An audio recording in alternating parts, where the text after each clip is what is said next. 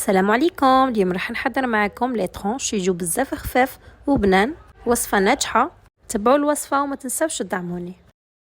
عندي 4 بيض البيض ورشه تاع الملح ونطلعها اوناج.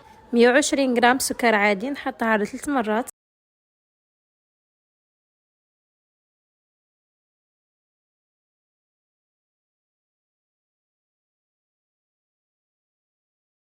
حتى يولي على هذا القوام. بعدها نبدا نضيف في صفار البيض 4 صفار تاع البيض نحطه بالوحده،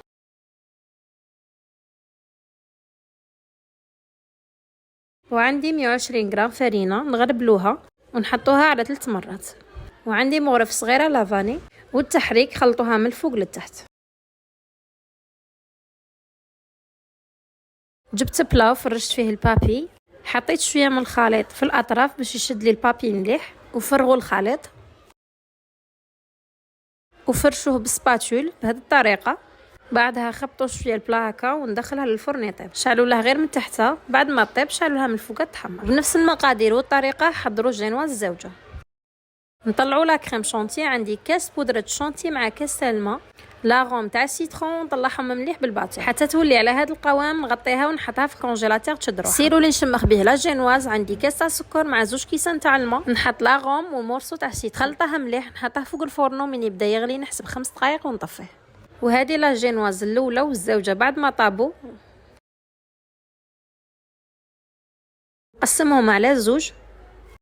نخرج لا كريم شونتي من الكونجيلاتور ونضربها شويه بالباتور ونبدا نحضر في لي طرونش. حطيت شويه تاع لا كريم شونتي في الكارطون باش تشد لي جينواز. نحط النص الاول، ما تشمخوش بزاف باش ما يلصقلكمش في الكارطون، ونحط لا كريم شونتي ونفرشها مليح،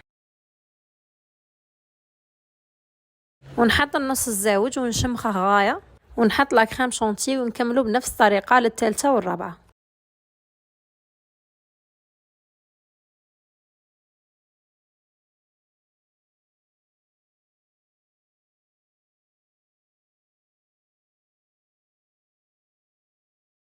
وجبت كوبات وخدمت بها زيكزاك من الفوق. تنجموا تستغناو على هذه الخطوه. نحطها في الكونجيلاتور تشد روحها. نحضروا سوبر كريم ولا ديكو جيل تاع السيترون، مغرف ونص تاع سكر مع نص كاس تاع الماء، نخلطهم مليح. وعندي نص كاس تاع الماء واحد اخر نحط فيه مغرف تاع مايزينا ونضيفهم للخليط. ونحط مغرف صغيره من مستحلى بالليمون وعطر الليمون، خلطهم مليح، نحطهم فوق الفرن على نار متوسطه تيولي على هذا القوام. نخلوه يدفى شويه، نجبدها من الكونجيلاتور ونحط فوقها سوبر كريم.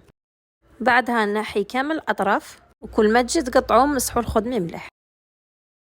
ما نحيت الاطراف راح نقسمها على زوج، وكل وحده نقسموها على 6. ما تنساوش كل ما تقطعوا مسحوا الخدمي مليح باش ما توسخوش لي طرونش تاعكم.